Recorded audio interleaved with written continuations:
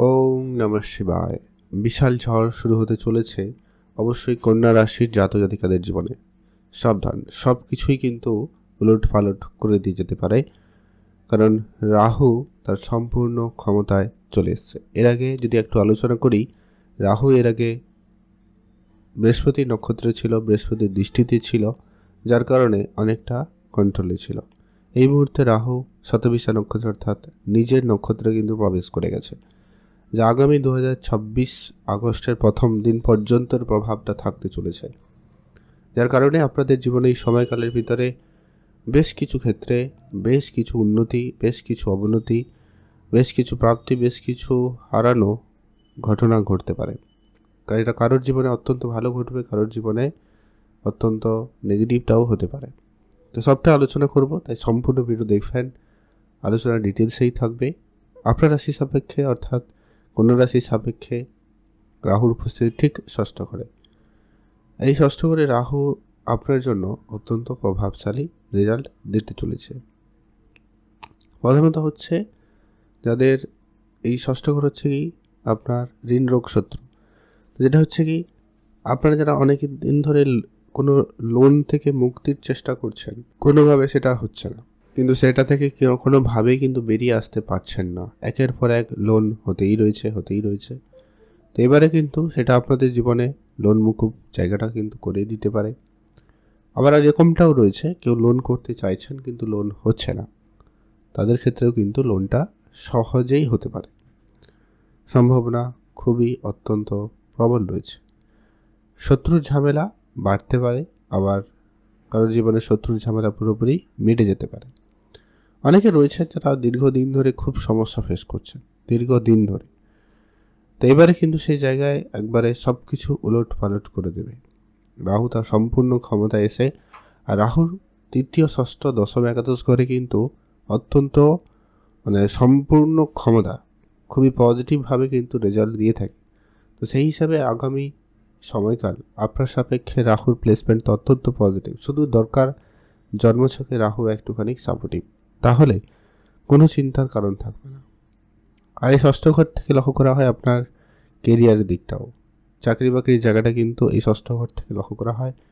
তো রাহুর এই উপস্থিতি এবং নিজের ক্ষমতা থাকা কারণে আপনাদের যেন তেন প্রক্রিয়ায় কোনো না কোনো দিক দিয়ে চাকরি পাওয়ার যে ইচ্ছা প্রবণতাটা খুব ভালোভাবে কাজ করবে, এবং সেটা হওয়ার সম্ভাবনা অত্যন্ত প্রবল রয়েছে। চাকরি মানে শুধুমাত্র সরকারি চাকরি হবে এমনটা কথা বলছি না, তবে কোনো উচ্চ পদে, ভালো জায়গায়, ভালো টাকার কোনো চাকরি কিন্তু হবে, কাজকর্ম জুটবে, যেটা আপনার কিন্তু কর্মক্ষেত্রে অত্যন্ত প্রভাবশালী একটা পরিবর্তন আনবে। তবে কারোর কর্মক্ষেত্রে কিন্তু রাজনৈতিক পরিবেশ তৈরি করবে, কারোর কর্মক্ষেত্র বদলে দেবে, কারোর কর্মের জায়গাটা বদলে দেবে, কারোর কাজকর্মটাও ছাড়িয়ে দিতে পারে, সেটারও কিন্তু সম্ভাবনা থাকবে। শুধু ডিপেন্ড করছে আপনার জন্মছক সেখানে কতটা কি রয়েছে। তবে ওভারঅলভাবে আপনারা সতর্ক থাকুন, আপনারা সুযোগের সদ্ব্যবহার অবশ্যই করুন, আর কিছু ক্ষেত্রে সাবধানতা অবশ্যই অবলম্বন করে চলুন, তাহলে কিন্তু অবশ্যই ভালো ফল পাবেন। যারা অনেক দিন ধরে অনলাইনে কাজকর্ম করছেন, অনলাইন ব্যবসার সাথে যুক্ত রয়েছেন, টেকনিক্যাল লাইনে রয়েছেন, অবশ্যই আপনাদেরকে বলবো আপনাদের জন্য সময় অত্যন্ত পজিটিভ, অত্যন্ত কার্যকরী, অত্যন্ত সুফলদায়ী প্রমাণিত হতে পারে এই সময়কালে। সে জায়গায় কিন্তু বেশ ভালো রয়েছে। কোনো কম্পিটিশান, কোনো খেলাধুলা প্রতিযোগিতা, আইনি জটিলতা, সেই জায়গাগুলো থেকে আপনাদের মুক্তি দিতে পারে, এমনকি কোনো বড় উন্নতিও দিয়ে দিতে পারে। তবে একটাই কথা আবারও বলবো, জন্মছক আপনার কেমন সেটা আমার জানা নেই। সেই জায়গায় যদি আপনার জন্য সাপোর্টিভ না হয়, অন্যান্য গ্রহের উপস্থিতি যদি খারাপ হয়, বিশেষ করে শনি, বৃহস্পতি, তাহলে কিন্তু এখানে উল্টোটা হতে পারে, অর্থাৎ কারোর জীবনে অনাবশ্যক কিছু ঝামেলা এসে হাজির হতে পারে। আইনগত ঝামেলা, কোর্ট কাছারি, অর্থক্ষতি, লোকসান, দেনা, ধার, এইগুলো কিন্তু দিয়ে দিতে পারে। তো আপনারা অবশ্যই বুঝে চলবেন, রাহুকে একটু সন্তুষ্ট রেখেই চলবেন, সতর্ক থাকবেন, তাহলে অবশ্যই ভালো ফল পাবেন। এর পরবর্তী যেটা কি রাহুর প্রথম দৃষ্টি অর্থাৎ পঞ্চম দৃষ্টি, যেটা কিন্তু আপনার কেরিয়ারের ঘরে পড়ছে, যেটা কিন্তু নিশ্চিতভাবে ইঙ্গিত করে যে আপনার কেরিয়ারের ঘরে এর প্রভাব থাকবে। আমরা শুরুতে অলরেডি বলে দিয়েছিলাম, কর্মের জায়গাতে পরিবর্তন তো হবেই। সেটা কারোর বেতন বৃদ্ধি, কারোর বেতন, কাজকর্ম, কোনো না কোনো দিক দিয়ে তো পরিবর্তন আসবেই। 100% লিখে রাখতে পারেন। আর যারা কর্মের পরিবর্তন চাইছিলেন তাদের জন্য বলবো, একবারে বেস্ট গোল্ডেন পিরিয়ড সময় হতে চলেছে। আপনারা আপনাদের মতো করে চেষ্টা করতে পারেন, অবশ্যই ভালো ফল পাবেন। কর্মক্ষেত্রে আপনার বুদ্ধিমত্তা, আপনার চালাক চতুরতা সবাইকে ছাপিয়ে উঠবে এবং আপনি কর্মক্ষেত্রে আপনার বেস্টটুকু দিয়ে সেটা কিন্তু এগিয়ে নিয়ে যেতে পারবেন। সেই সম্ভাবনা বেশ ভালো রয়েছে। আপনারা অবশ্যই সেখানে গুরুত্ব রাখবেন। ব্যবসা করবেন প্ল্যান তো করছেন, কিন্তু ব্যবসা হয়নি, বা কোনো রকম চেষ্টা করছেন কিন্তু কোনো কারণে হচ্ছিল না, তো সেটা কিন্তু এবারে হবে। সেই জায়গায় কিন্তু সময়কাল অত্যন্ত প্রবলভাবেই লক্ষ্য করা যাবে।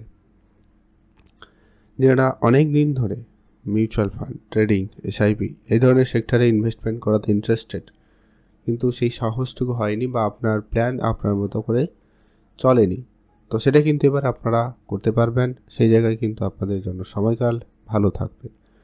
তবে হ্যাঁ, ইতিমধ্যে যারা ধর্মীয় লাইনে যেতে চাইছেন, মুক্তি, মোক্ষ এরকম কিছু পাওয়ার চিন্তাভাবনা রয়েছে, ধর্মের লাইনে রয়েছেন, তো তাদের জন্য কিন্তু সময়কাল অত্যন্ত ভালো থাকবে। কারণ কেতু রয়েছে তার সেই দ্বাদশ ঘরে, যার কারণে অবশ্যই এই ধার্মিক ব্যাপারে আপনার বেশ কিছু সাফল্য, মানে শান্তি ভাব ফিরে পাওয়া, মানে প্রশান্তি পাওয়া, সে সবটাই কিন্তু হতে পারে। লম্বা লম্বা যাত্রা হতে পারে, ধার্মিক যাত্রা তো অবশ্যই হওয়ার সম্ভাবনা লক্ষ্য করা যাচ্ছে। আপনারা আপনাদের মতো করে অ্যাক্টিভ থাকবেন, সুযোগের সদ্ব্যবহার করবেন, অবশ্যই ভালো ফল পেয়ে যাবেন। এর পরবর্তী একটা গুরুত্বপূর্ণ প্রভাব থাকবে রাহুর নবম দৃষ্টি, যেটা কিন্তু আপনার ঠিক অর্থের ঘরে পড়ছে। অত্যন্ত গুরুত্বপূর্ণ, অত্যন্ত প্রভাবশালী। একটু আগেই বলছিলাম, রাহু কিন্তু ধন দৌলতের ক্ষেত্রে ছোটোখাটো নয় বা স্লোতে দেবে আপনাকে, এমনটা কিন্তু কখনোই ভাববেন না। যখন দেবে আনলিমিটেড দিতে পারে, যা আপনি দু হাত দিয়েও ধরে রাখতে পারবেন না। তো আর্থিক ক্ষেত্রে যখন এর প্রভাব রয়েছে, তো এইটুকু আশা রাখতে পারেন, যদি আপনার জন্মসাপেক্ষে সাপোর্টিভ রয়েছে, অর্থ আপনাকে দেবে। কোনো না কোনো দিক দিয়ে, কোনো না কোনো উপায়ে আপনার কাছে অর্থ চলে আসবে। অর্থ নিয়ে আপনাকে ভাবতে হবে না।